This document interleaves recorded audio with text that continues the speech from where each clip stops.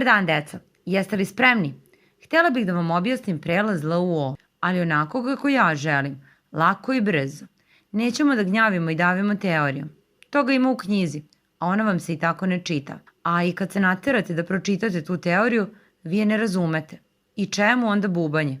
Krećemo. Ovu promenu možete da vidite, recimo, kada promenite rod. Radio, radila, mislio, mislila.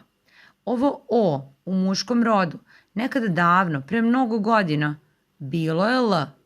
To L je u međuvremenu prešlo u O. Imamo recimo reč 100, kao onaj 100 za komp, a ne kao broj 100. I sad vas ja pitam, ima li u ovoj reči prelazak L u O? Kako da znate da mi odgovorite? Samo stavite reč u genitiv jednine i množine i proverite. Ako se odjednom pojavi L, tamo gde je bilo O, znajte da je promena izvršena. Moj savjet vam je da, umesto da bubate gde se sve može primetiti ova glasovna promena, zapamtite da pod 1. Proverite genitive jednine i množine. Pod 2. Da pridev uvek stavite u muški rod. Ako ima neka promena u pridevu, desila se u promeni muškog roda u ženski i srednji, kao recimo išao, išla, išlo. Pogledajte sada imenicu anđeo.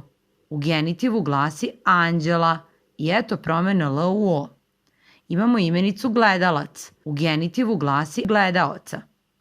Zapravo, sve reči koje se završavaju na lac imaju promenu L u O i ono nepostojano A. Eto, je li bilo strašno teško? Sad to malo provežbajte, uradite domaći, ne zaboravite da lajkujete, šerujete, subscribe-ujete, a mi se vidimo uskoro. Pozdrav!